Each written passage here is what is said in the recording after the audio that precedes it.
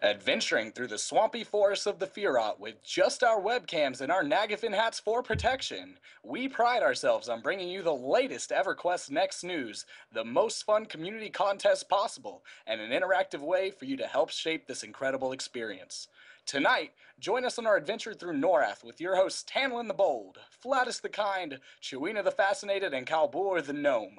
On tonight's episode, we'll be debating on our views of the lore of EverQuest Next and their choice to depart from lore of past iterations, what may be the best way to deliver immersive stories in MMORPGs, and the not one but two EverQuest Next electronic books, and whether or not we even need this stuff to begin with. Joining us tonight is a player who prides himself on his nerdism in regards to lore, Drizzle. Also joining us tonight is a wonderful songwriter extraordinaire, or an X, who apparently has a hard time staying alive in-game.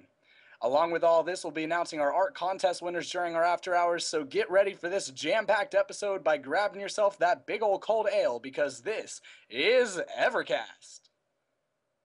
Hello everyone, welcome to EverCast. I'm Calbur and I just came back from Gamescom. I wasn't supposed to be here tonight, but I decided to drive down a day earlier in order to be on the air tonight. That's how fun it is to hang out with these guys, so here I am. So I got the amazing opportunity to see EverQuest Next and EverQuest Landmark at Gamescom, and I can pretty much say that I saw the presentations a few times. When I say a few times, I mean like on a daily basis. First of all, I want to do a shout out to like the people of SUI that were actually at Gamescom and essentially working their ass off for the game. First of all, Dave Georgeson, who had the hard and impossible task to do the presentations on the main hall, which, as you guys might have noticed or might not have noticed, was like the loudest hall in Gamescom. So yeah, that was definitely a pain for me to watch. Then Omid Dariani and Jeff Butler, who basically did presentations in the EQ Next booth the entire day with the same passion and enthusiasm in every presentation. And Terry Michaels and Linda Colson, better known as Brassa, who were also present at the event and in general really busy. So as some of you might have noticed from my Twitter feed, there were like quite a few pieces of information that got revealed at Gamescom.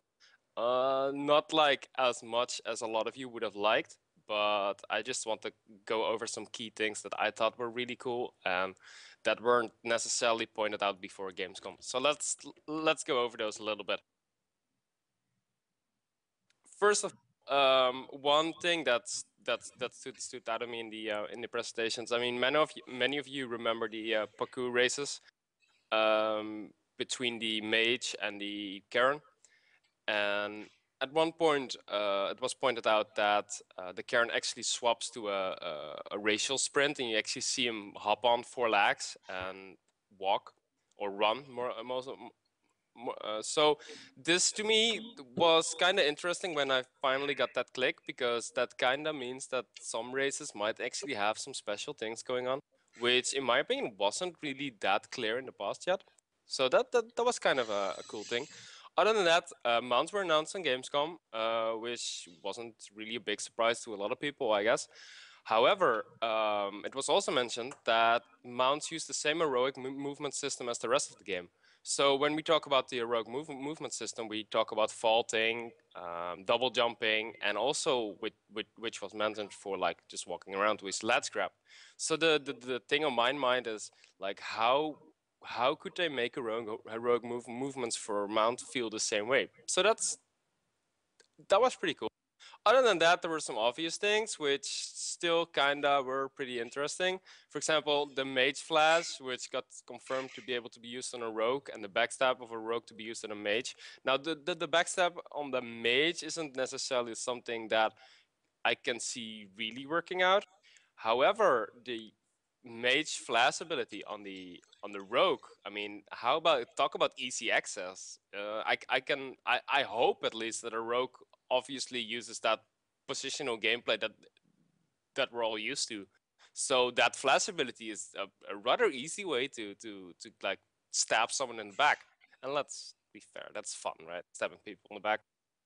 Then they covered a little bit more about the SOE mode, which basically got explained that we can pre-record faces with our webcam. I was about to say with our face, but hey, that's a given.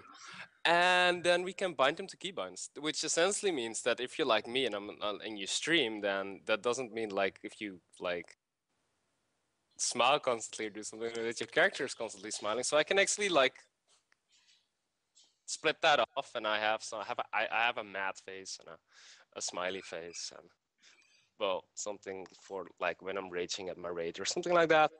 I really like that as well. Additionally, it was like mentioned that harvesters, crafters, and adventurers are all participating in rally calls, which I guess was what a lot of us expected, but it was nice to hear anyway.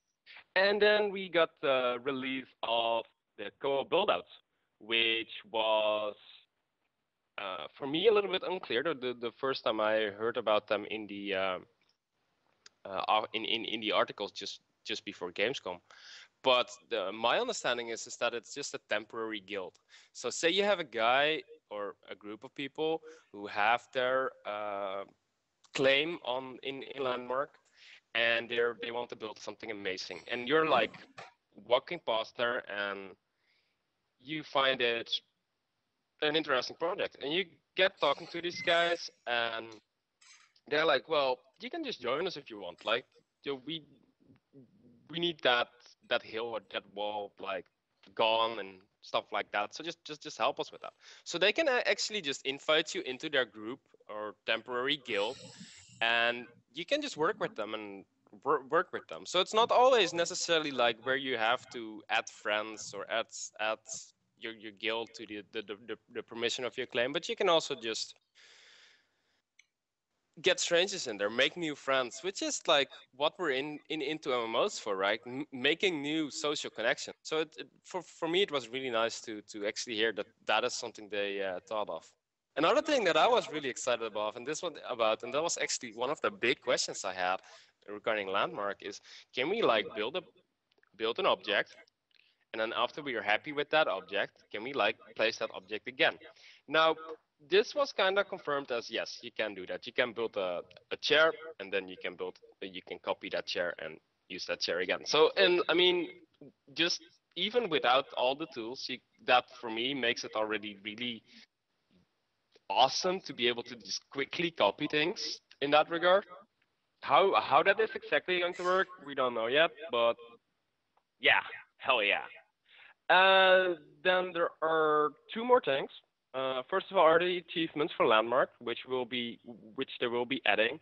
It was named that they will be that the achievements will focus around buying, selling, and reviewing a build. So I would say that the more we participate into that, the more achievements we will get. So that's, I mean, I'm interested how stuff like that is going to get together.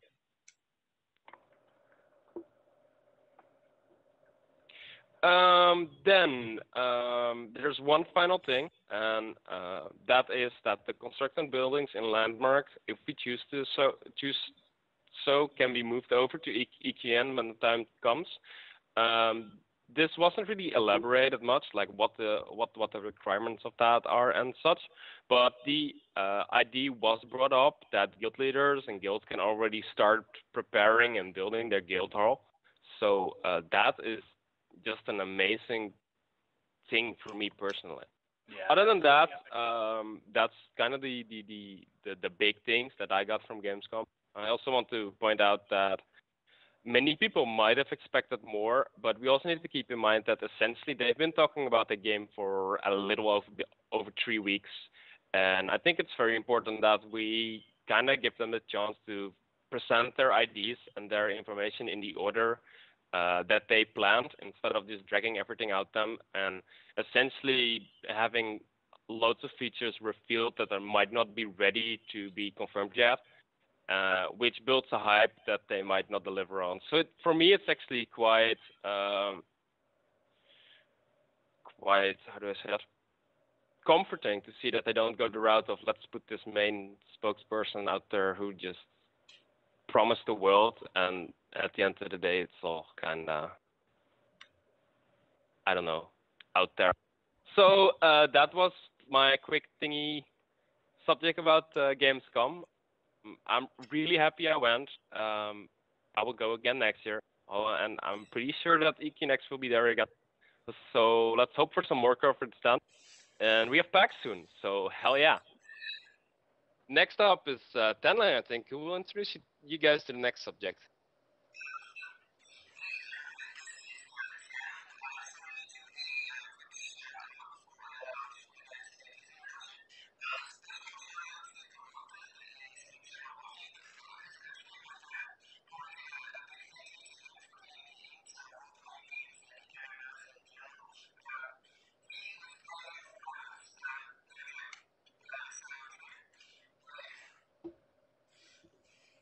You need to do that again because you were muted.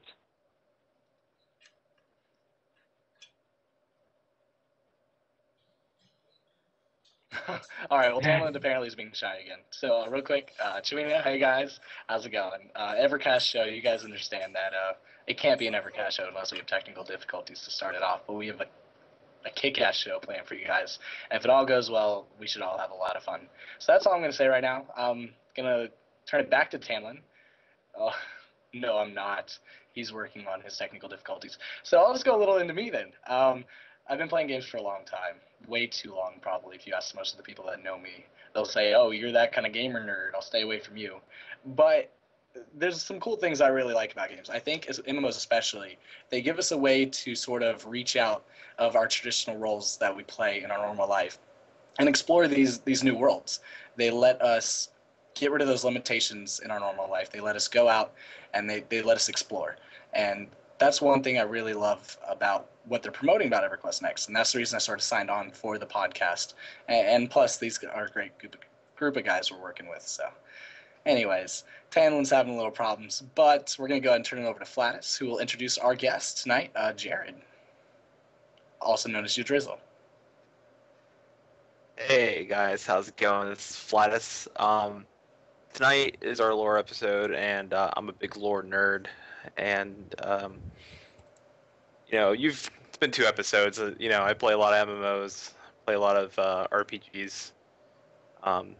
Just a natural nerd, board gamer, video gamer, and I'm really excited about tonight's episode. And tonight is a big episode. There's been some lore let out, not all of it, but there's been some, and I can't wait to jump in there and dig in and see what's in there.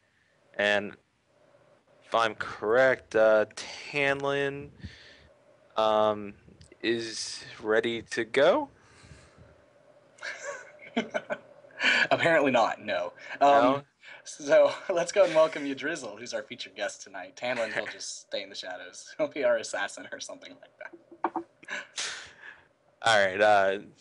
Jared, or also known as You Drizzle, is our guest tonight, and he is big into lore as well, especially the EverCast lore or EverCast lore. We don't have much lore here at EverCast, but EverQuest lore is a little bit different. Well, we have gnomes, though. It's fine. And some of the things I want to get. Drizzle, what got you into gaming? Why are you here? What brought you here? Well, what got me into gaming originally was really geeky, boredom and loneliness in high school. And MMOs brought me out of my shell. It really did. I am so much more of an outgoing, open person than I was when I was in high school. I have much more of a social life in real life than I do in MMOs now. Now I have kind of a close-knit, tight amount of people that I hang with and that I've been friends with for coming on 8 years from EverQuest 2. I first got started playing an old roguelike game called Adom. It was all text-based. I loved it. And then my stepmother bought me and my brother PS2, and we played Champions of Norath. So I got hooked, absolutely hooked, on the lore for EverQuest. Loved it. That's awesome. Yeah, Yeah, I love that too, actually. that's really cool. Now with the lore itself, what's you know, one of the reasons we did a lore episode is because the community we feel is, you know, part of the lore. And what made you come on this show for the lore? On this show, well, Chad just seemed really outgoing. I met him at SOE Live. We had a lot of fun. Fun drinking. Yeah, it was hilarious since he met me and my brother. Um, we hung out at the bar for a while before I had to take my plane out, and he just seemed like a great guy. And I was like, he had mentioned on a previous podcast that he that he didn't they really didn't have anybody that was into lore. So I was like, hey, put me on. I would love to hang out with you guys every once in a while and do a show with you. We love having you too, man. Welcome. I mean, I think Flatus can talk about this a lot. The whole reason we're doing this show is we want to be that voice for our community, not just a voice for us four. I mean, we want to get our points across. Of course, we're doing a podcast. Obviously, we want to get our points across. But we want it to be bigger than that. We want to bring on people who are not just necessarily fan site developers, who are not just game developers, but just